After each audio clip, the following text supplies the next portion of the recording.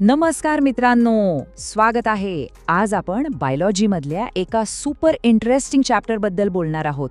म्हणजे आपल्या बॉडीला एनर्जी मिळते कुठून आणि आपली वाढ होते तरी कशी, हे सगळं आपण एकदम सोप्या भाषेत समजून घेऊया. मग तयार आहात? चला सुरू करूया. हा प्रश्न नक्कीच कधीतरी मनात आला असेल नाही का, की हे प्लेयर्स असं मध्ये मध्ये काय खात पित असतात. तर याचं उत्तर आहे ना, ते आपल्या बॉडीमधल्या छोट्या छोट्या पेशींमध्ये म्हणजे सेल्समध्ये लपलेलं आहे. आणि हो, याच्या शेवटी आपण हे रहस्य नक्की उलगडणार आहोत.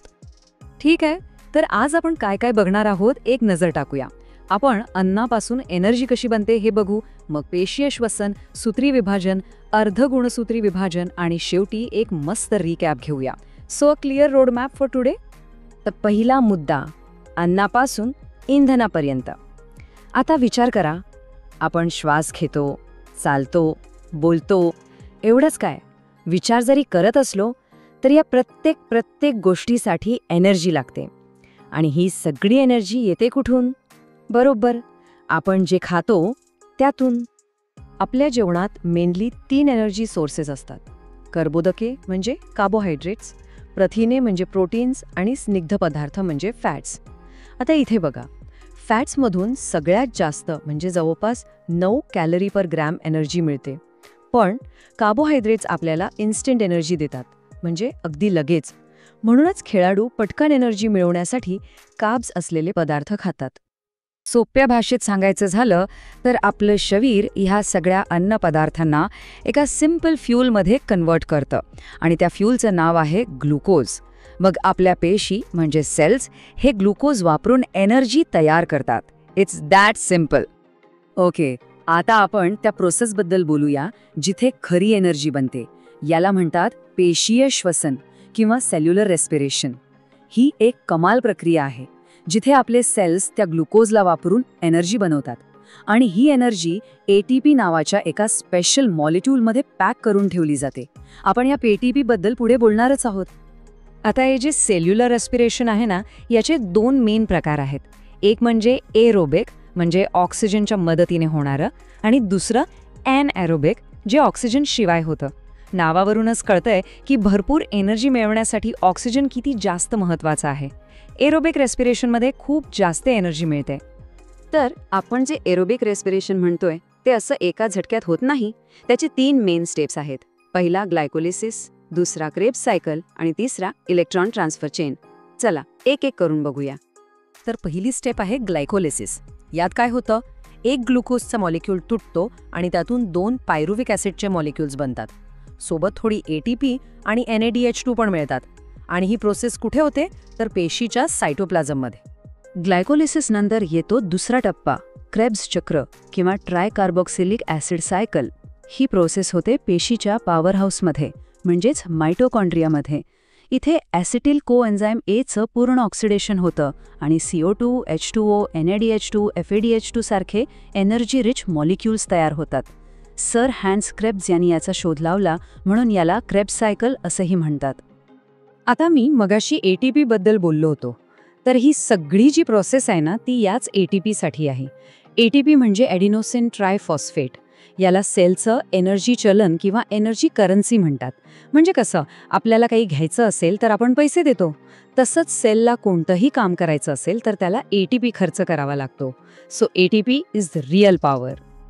अच्छा, कधी खूप जास्त एक्सरसाइज केल्यावर किंवा धावल्यावर मसल्स दुखायला लागतात.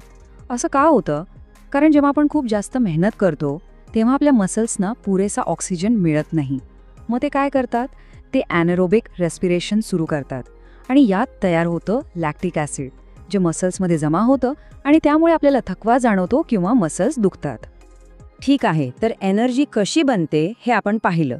आता आपल्या विवेचनाच्या दुसऱ्या तितक्याच महत्त्वाच्या भागाकडे वळूया. आपली वाढ कशी होते, आपल्याला जखम झाली तर ती बरी कशी होते, ह्या सगळ्यामागे एकच प्रोसेस आहे आणि ती म्हणजे सूत्री विभाजन किंवा इंग्रजीमध्ये मिटोसिस. मायटोसिस म्हणजे काय? एकदम सोपं आहे. यात एका पॅरेंट सेलपासून 2 अगदी तंतोतंत सारख्या डॉटर सेल्स तयार होतात. म्हणजे गुणसूत्रांची संख्या वगैरे सगळं काही सेम. जसं आपण एखाद्या डॉक्युमेंटची झेरॉक्स कॉपी काढतो ना, अगदी तसंच. Perfect copy. आणि ही कॉपी करण्याची प्रोसेस 4 स्टेप्समध्ये होते: प्रोफेज, मेटाफेज, ॲनाफेज आणि टेलोफेज. प्रोफेजमध्ये गुणसूत्र म्हणजे क्रोमोझोम्स घट्ट होतात. मेटाफेजमध्ये ते सगळे पेशीच्या मध्यभागी एका लाईनमध्ये येतात. ॲनाफेजमध्ये ते वेगळे होतात आणि विरुद्ध टोकांना जातात. आणि शेवटी टेलोफेजमध्ये 2 नवीन पेशी तयार होतात. It's a very organised dance of chromosomes. Okay, mitosis तर कळलं, पण पेशी विभाजनाचा अजून एक प्रकार आहे ज्याला म्हणतात अर्धगुणसूत्री विभाजन म्हणजेच मिओसिस. ही एक खूप स्पेशल प्रोसेस आहे. ही फक्त आणि फक्त प्रजनन पेशी म्हणजे स्पर्म आणि एग सेल्स बनवण्यासाठीच होते, दुसऱ्या कुठल्याही पेशींमध्ये नाही. तर मायटॉसिस आणि मिओसिसमध्ये फरक काय? मायटॉसिस होतं शरीराच्या वाढीसाठी आणि दुरुस्तीसाठी. त्यात आयडेंटिकल कॉपीज बनतात. पण मिओसिस होतं रिप्रोडक्शनसाठी, म्हणजे नवीन जीव निर्माण करण्यासाठी. आणि यात कॉपीज आयडेंटिकल नसतात तर युनिक असतात. त्यामुळेच जेनेटिक विविधता म्हणजे जेनेटिक व्हेरिएशन तयार होतं. आणि हे व्हेरिएशन काय येतं? कारण मिओसिसमध्ये क्रॉसिंग ओव्हर नावाची एक खूप महत्त्वाची घटना घडते. यात काय होतं तर क्रोमोझोम्स एकमेकांचे काही भाग एक्सचेंज करतात. त्यामुळे जेनेटिक मटेरियल मिक्स होतं आणि एकदम नवीन कॉम्बिनेशन्स तयार होतात. म्हणूनच आपण आपल्या आईवडिलांसारखे दिसतो, पण त्यांची एक्झॅक्ट कॉपी नसतो. Each one of us is genetically unique. वा, आपण एनर्जी प्रोडक्शन आणि सेल डिव्हिजन दोन्ही महत्त्वाचे विषय कव्हर केलेत. चला आता एक पटकन रिकॅप घेऊया आणि काही महत्त्वाच्या प्रश्नांची उत्तरं बघूया. तर आजच्या चर्चेचे महत्त्वाचे टेकअवेज काय आहेत? पहिलं, एनर्जी एरोबिक आणि इन एरोबिक रेस्पिरेशनमधून मिळते. दुसरं, ATP हे सेलचं एनर्जी करन्सी आहे. तिसरं, मायटोसिस वाढ आणि दुरुस्तीसाठी होतं, ज्यात आयडेंटिकल सेल्स बनतात. आणि चौथं, मिओसिस रिप्रोडक्शनसाठी होतं, ज्यामुळे जेनेटिक व्हेरिएशन येतं. आणि हो, फायबर्स आणि पाणीसुद्धा खूप गरजेचं आहे, हे विसरू नका. एक महत्त्वाचा प्रश्न, ग्लुकोजचं पूर्ण ऑक्सिडेशन होण्यासाठी ऑक्सिजन का गरजेचं आहे? तर याचं उत्तर आहे इलेक्ट्रॉन ट्रान्सफर चेनमध्ये. ऑक्सिजन तिथे शेवटचा इलेक्ट्रॉन स्वीकारण्याचं काम करतो. तो नसेल तर ती साखळी थांबते आणि ग्लुकोजमधनं पूर्ण एनर्जी म्हणजे मॅक्सिमम ATP बाहेर काढता येत नाही. म्हणून ऑक्सिजन इज ॲब्सोल्युटली क्रुशल. आणि दुसरा महत्त्वाचा प्रश्न, पेशी विभाजन एवढं महत्त्वाचं काय आहे? याचे 3 मुख्य फायदे आहेत. 1, नवीन सजीव निर्माण करणं. 2, आपल्यासारख्या मल्टीसेल्युलर जीवांची वाढ करणं. आणि 3, शरीराची झालेली झीज भरून काढणं म्हणजे जखमा बऱ्या करणं. थोडक्यात सेल डिव्हिजन शिवाय जीवनच शक्य नाही.